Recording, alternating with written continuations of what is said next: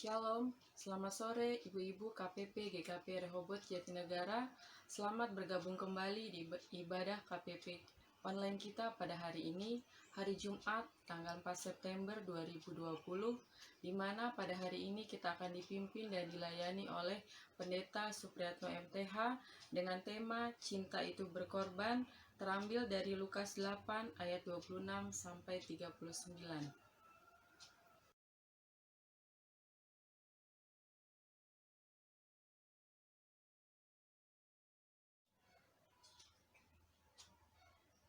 Kita akan membuka ibadah ini dengan menaikkan pujian dari PKJ 4 ayat 1 dan 2 dengan judul Angkatlah Hatimu pada Tuhan.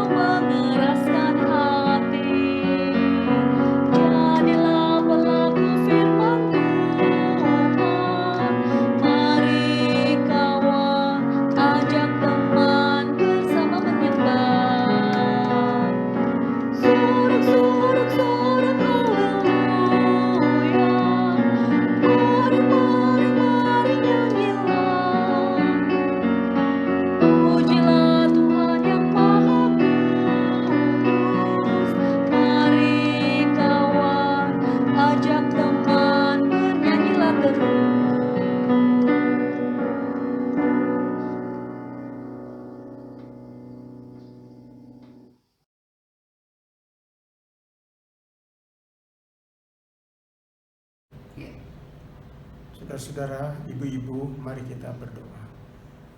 Tuhan yang Maha Baik, perkenankan kami untuk mendengar firman Tuhan. Kuasai kami dengan roh-Mu, supaya kami bisa mengerti, terlebih mempraktikkan firman Tuhan. Dalam nama Tuhan Yesus kami berdoa. Amin. Pembacaan firman Tuhan diambil dari Lukas pasal 8 ayat 32. Adalah di sana sejumlah besar babi sedang mencari makan di lereng gunung. Lalu setan-setan itu meminta kepada Yesus supaya ia memperkenankan mereka memasuki babi-babi itu. Yesus mengabulkan permintaan mereka. Saudaraku, salah satu fenomena kehidupan manusia ada manusia yang waras, tapi juga ada manusia yang tidak waras. Yang tidak waras itu biasa kita sebut orang gila. Dan orang gila kita tahu bagaimana pola kehidupannya. Berbeda betul dengan apa yang kita alami, dan berbeda betul dengan apa yang kita kerjakan. Kita bisa hidup normal, bisa bekerja, bisa berkomunikasi, bisa beribadah, bisa melakukan apapun yang kita inginkan, dan menggunakan rasio, sekaligus menggunakan iman. Tapi orang gila, perilakunya tidak rasio, dia lebih irasional. Perilakunya tidak bisa dikendalikan sendiri. Apa yang dia inginkan, itu yang dia kerjakan. Pembacaan firman Tuhan adalah cerita tentang seorang gila di Gerasa. Orang kampung sudah mengalami kewalahan mengatasinya karena sering berteriak-teriak dan banyak berkeliaran hidupnya sehari-hari di kuburan. Kalau berteriak-teriak berarti mengganggu ketertiban umum. Saudara bisa bayangkan ibu-ibu kalau di kampung masing-masing lalu ada orang gila, pasti orang akan merasa resah. Orang tidak suka dengan kehadirannya karena perilakunya dianggap mengganggu. Dulu ada tindakan yang sebenarnya tidak manusiawi. Ada orang-orang gila yang dipasu, yang tidak diperlakukan sewajarnya. Supaya apa? Supaya tidak bebas dan tidak mengganggu orang lain. Tentu saja tindakan itu adalah tindakan yang kurang manusiawi. Pembacaan firman Tuhan, orang gila ini dikuasai oleh legion. Ini bisa diterjemahkan dengan ribuan tentara. Artinya ada ribuan roh yang menguasai orang gila itu. Yang dimaksud bahwa orang gila itu sudah tidak bisa mengendalikan dirinya sendiri. Kalau orang sudah tidak bisa mengendalikan dirinya sendiri, pasti akan repot. Ada kekuatan dari luar atau ada kekuatan dari dalam yang tidak bisa dicegah. Orang gila ini kalau diikat itu bisa diputuskan ikatannya. Sampai pada suatu saat orang gila itu bertemu dengan Tuhan Yesus. Tentu saja Tuhan merasa jatuh kasihan melihat bagaimana orang gila itu berperilaku. Lalu ada dialog antara Tuhan dengan kekuatan yang mengendalikan orang gila. Dan itulah yang kemudian ketika Tuhan bertanya dan dijawab bahwa mereka yang menguasainya ada legion, sebuah kekuatan besar yang sangat luar biasa yang tidak bisa dikontrol oleh orang biasa. Tuhan Yesus tidak menginginkan orang gila itu dikuasai terus oleh roh. Dia meminta roh itu keluar. Tapi anehnya roh itu menawar. Dan herannya Tuhan mengabulkan. Ketika itu ada babi-babi. Jumlahnya kalau membaca di Markus itu ada 2.000 babi. Roh itu minta ke babi-babi itu dan Tuhan Yesus mengabulkannya. Setelah roh itu berpindah ke sosok babi, maka orang Gerasa itu normal. Orang tentu ada yang suka, tapi ada yang tidak suka. Nah, yang tidak sukanya siapa? Pasti pemilik babi-babi. Jangankan orang zaman itu, sekarang pun ya tidak mengecilkan ibu-ibu. Kalau ada orang gila yang tidak punya hubungan persaudaraan dengan kita, lalu disembuhkan, lalu kemudian dalam rangka penyembuhan itu harus keluar biaya dari kita seharga 2.000 babi. Siapa yang siap? Tapi Injil menyampaikan kesaksian itu. Artinya apa? Orang gila itu tetap manusia. Dan orang gila itu tetap berharga di mata Tuhan. Dan orang gila itu dicintai oleh Tuhan.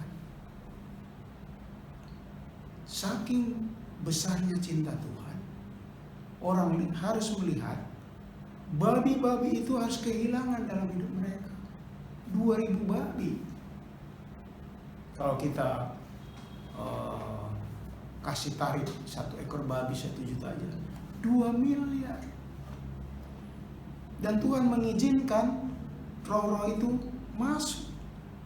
Artinya Tuhan mau mengajarkan kepada orang-orang, bahkan ibu-ibu sekarang, cinta Tuhan untuk menyembuhkan orang gila itu. Pengorbanannya besar sekali. Pengorbanan material. Karena itu pemilik babi tidak siap meminta Yesus untuk pergi. Jangan-jangan kalau kita juga ada di sana pada waktu itu, sama memperlakukan, Tuhan Yesus pergi saja.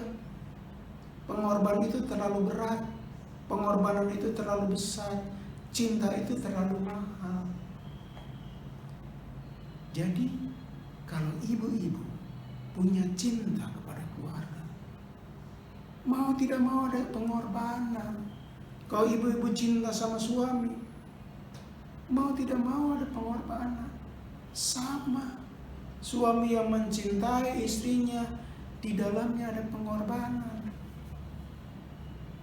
Coba saja hitung, kalau ibu-ibu ya yang dalam hidupnya dipercaya Tuhan untuk bisa hamil, bisa melahirkan, bisa membesarkan anak, berapa biayanya? Banyak sekali. Berapa rasa sakit yang harus ditanggungnya? Berat sekali. Berapa kerepotan yang dialaminya? Banyak sekali. Tapi tidak ada orang yang hitung-hitungan. Kenapa? Itu bagian dari ungkapan cinta. Kita cinta kepada anak-anak kita. Dan orang yang mencintai tidak hitungan. Jadi kalau ibu-ibu, ya, saya berharap tidak. Kalau mencintai robot hitungan, waduh repot. Itu cintanya bukan cinta murni. Cinta yang murni, yang tulus, pasti nggak pernah dihitung. Nggak ada di catatan. 1 tahun ini aku memberi kepada gereja 1 juta, 2 juta. Tidak ada. Kita memberi dengan syukur, tandanya kita menganggap itu bagian dari pengorbanan. Jadi kalau ada orang yang masih mencintai gereja hitungan, apalagi nggak pernah ngasih gereja, padahal sudah dikasih berkat oleh Tuhan. Di mana cintanya? Di mana pengorbanannya? Jadi kita semua diingatkan melalui pembacaan firman Tuhan. Orang yang punya cinta, ada banyak hal yang harus dikeluarkan. Dan itu tidak dengan berat hati, bisa dengan sukacita.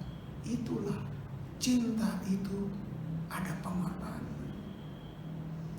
Ketika melihat cinta ada pengorbanan, jangan mengeluhkan cinta. Karena itu cinta melahirkan sukacita. Kalau ibu-ibu mencintai keluarga, pasti ada jiwa sukacitanya. Kalau cinta mengeluh, repot juga. Hari ini kita diingatkan, ibu-ibu diingatkan, saya juga diingatkan. Siapapun yang mendengar diingatkan, cinta kepada Tuhan itu pengorbanan, dan itu diawali oleh Tuhan Yesus sendiri. Dari sorga datang ke dunia, itu pengorbanan. Dan bukan hanya di dunia, dia meninggalkan dunia sebelumnya. Hari salib, kematian yang mengenaskan, tragedi, menyedihkan. Tapi itulah cinta. Cinta yang penuh pengorbanan, sekaligus cinta yang membawa sukacita. Kiranya Tuhan memberkati kita. Amin. Saat ini kita diberikan kesempatan untuk memberikan persembahan, di mana persembahan dapat dimasukkan ke dalam amplop dan nanti dapat diberikan kepada pengurus KPP atau pada saat ibadah KPP dimulai kembali di gereja. Sambil kita menyiapkan hati dalam memberikan persembahan, mari kita buka Alkitab kita bersama yang terambil dari Amsal 3 ayat 9-10. Yang mengatakan, muliakanlah Tuhan dengan hartamu dan dengan hasil pertama dari segala penghasilanmu, maka lumbung-lumbungmu akan diisi penuh sampai melimpah-limpah. dan bejana pemerahanmu akan meluap dengan air buah anggurnya. Mari kita menyanyikan lagu persembahan dari PKJ 271 ayat 1 dan 2, Janganlah kumpulkan harta.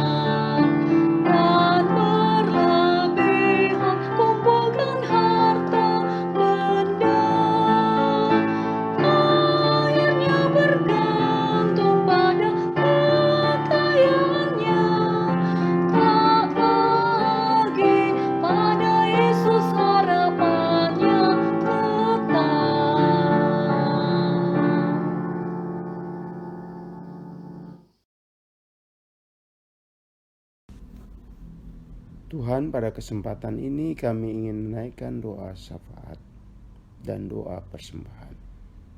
Kami menyerahkan seluruh pelayanan kami hari ini, supaya pelayanan kami menjadi berkat bagi kehidupan para ibu-ibu bersama keluarga mereka. Lindungi mereka satu persatu, dan Tuhan kiranya memelihara mereka dengan segala yang mereka butuhkan. Ketika tubuh mereka kurang sehat, Tuhan pulihkan. Ketika mereka sedang mengalami kesulitan, Tuhan berikan jalan. Biarlah seluruh ibu-ibu hidupnya terus berada di dalam tangan-Mu.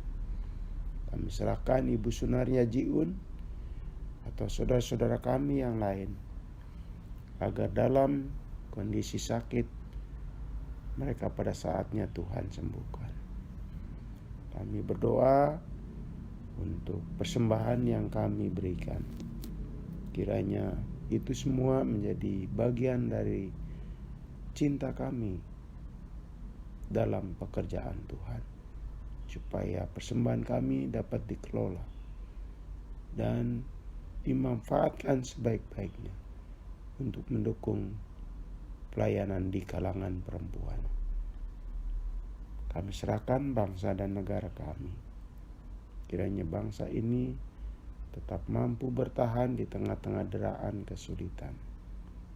Selesai ibadah ini, kami akan melanjutkan aktivitas kami.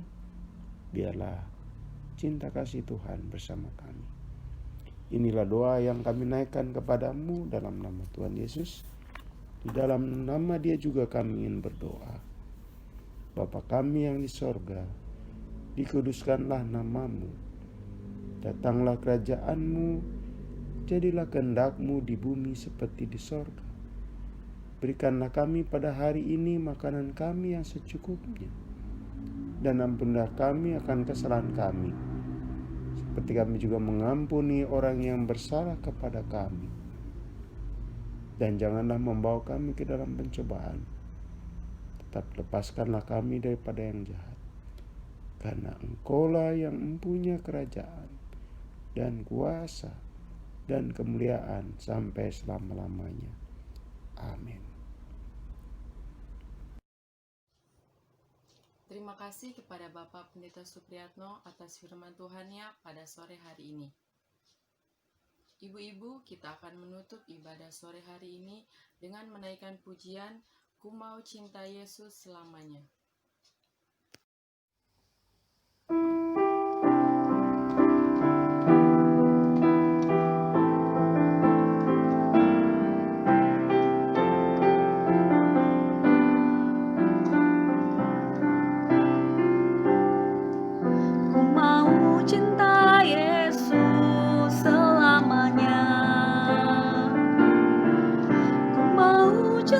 Yesus selamanya. Meskipun badai silih berganti dalam hidupku, ku tetap cinta Yesus selamanya.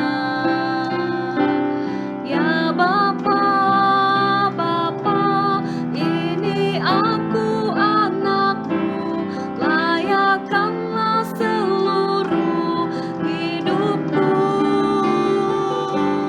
Ya Bapa, Bapa, ini aku anakmu, pakailah sesuai dengan rencanamu. Ya Bapa, Bapa, ini aku anakmu, layakkanlah seluruh hidupku. Ya Bapa, Bapa, ini aku anakmu, pakailah sesuai dengan rencanamu.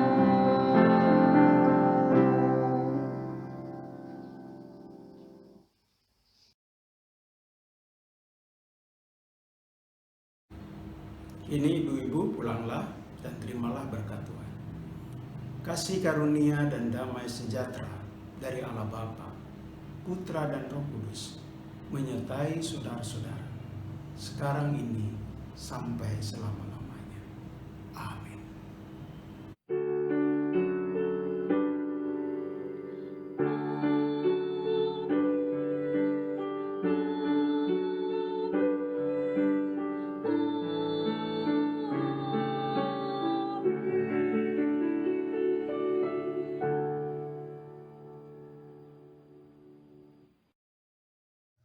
Terima kasih kepada ibu-ibu semua yang telah meluangkan waktu pada sore hari ini kita beribadah bersama-sama meskipun pada pandemi ini kita ibadah online. Dan setelah ini kita akan masuk dalam session sharing di mana kita bisa berbagi cerita, pengalaman, dan tanya jawab bersama-sama yang dipimpin oleh Pendeta Supriyatno. Selamat sore, sampai bertemu di ibadah online selanjutnya.